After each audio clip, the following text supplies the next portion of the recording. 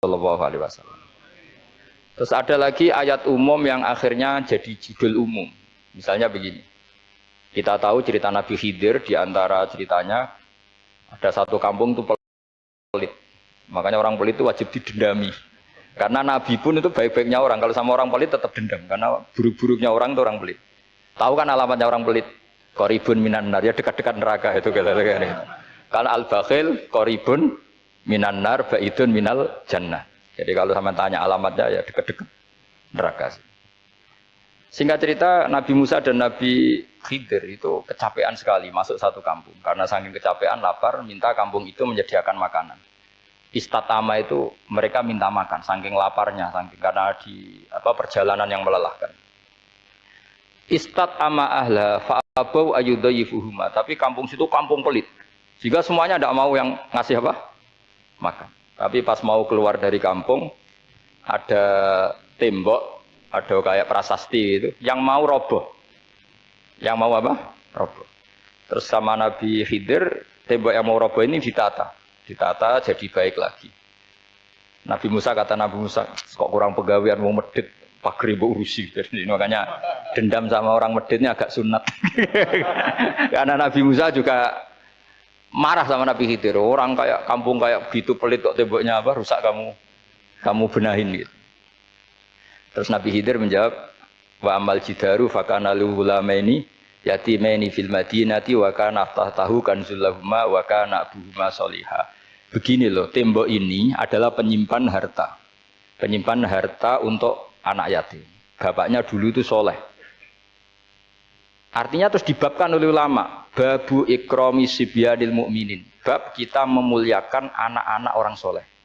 Sehingga dalam adat kita menghormati Habib, menghormati Gus, menghormati anak pahlawan, menghormati orang-orang yang dulu berjuang kepada untuk Indonesia. Karena di antara yang dipertimbangkan Nabi Khidir adalah wakana abuhuma sholihah. Tentu kita menghormati putra-putri yang dulu mendirikan UII, macam-macam. Ya tentu proporsional, tapi tetap saja dapat poin dulu atas nama putra pahlawan, putra orang-orang soleh. Karena Nabi Khidir ketika mempertimbangkan itu, alasannya wakana abuhuma sholihah. Fa'arada rabbuka yablugha ashuddahuma wastakhrijakan zahuma. Tentu Allah ingin kalau tembok ini roboh, kemudian kelihatan khazanahnya atau tabungannya, nanti dipakai orang-orang zalim. Kalau dipakai orang zalim, maka yang berhak tidak mendapatkan. Sama, negara ini itu dimerdekakan oleh para pahlawan supaya dikelola secara kesolehan, supaya dikelola secara orang baik. Maka orang soleh semua harus ikut kompetisi dengan tanda kutip merebut negara. Karena apa? Tapi tentu tidak perlu chaos, tidak perlu anarkis, karena tentu kemerdekaan ini dibela-belain supaya kita jadi baldatun thayyibatu wa rabbun ghafur. Sama, pertimbangannya Nabi Khidir, kalau ini kebongkar tersibak, pasti diambil orang-orang zalim. Dan akhirnya yang yatim tadi tidak dapat. Akhirnya dibabkan lagi di bab tertentu. Bab menjaga harta supaya tidak dikuasai orang zalim. Jadi akhirnya menjadi sekian varian ilmu. Pertama, varian ilmu bab menghormati anak orang soleh. Terus bab supaya harta ini tidak dikuasai orang zalim dan seterusnya dan seterusnya. Nah, saya harapkan nanti dengan ulumil Quran kitab Itqan itu nanti aturan-aturan seperti itu tertanam pada Anda. Sehingga sebetulnya ulama fikih yang ngarang kitab sampai satu boto-boto itu sebetulnya ya normal-normal saja. Kalau sampean sudah mengkaji ilmu yang kayak saya kaji itu normal-normal saja. Misalnya begini, saya beri contoh ya. Orang munafik itu disifati Allah gimana? Wa idza qamu ilas sholati qamu kusala. Orang-orang munafik adalah orang ketika mau sholat itu bermalas-malasan.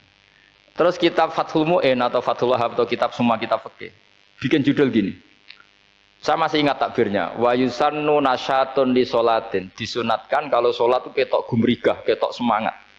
Fa inna Allaha ta'ala dzamma tarikihi. Karena Allah mengkritik atau menyalahkan orang yang kalau sholat itu tidak nasyat, tidak gumrigah, tidak semangat. Mergo seperti itu adalah fi'lul munafikin, perilakunya orang munafik. Terus ditulis wa idza qamu ila sholati qamu kusala. Artinya di situ Allah mengkritik orang munafik. Kenapa? Karena kalau sholat malas-malesan. Anda ingin bersifat kayak orang munafik apa bersifat kayak Rasulullah? Tentu ingin seperti Rasulullah. Kalau ingin seperti Rasulullah ya wasari'u ila magfiratim mir rabbikum. Kalau ada kebaikan harus cepat-cepat, harus disegerakan.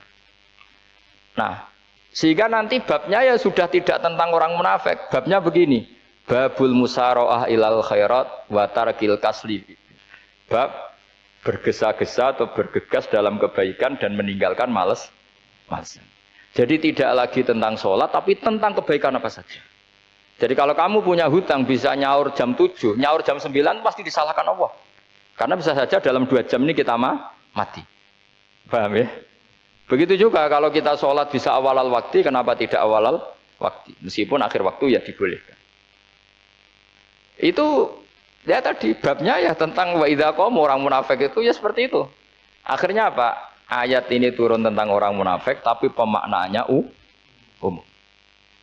Ini disaksikan apa? Orang-orang tua kita ini ada Pak Ersoya, ada Pak On. Pemahaman ini harus dikawal dan ini tradisi ulama. Saya pastikan di pondok-pondok atau di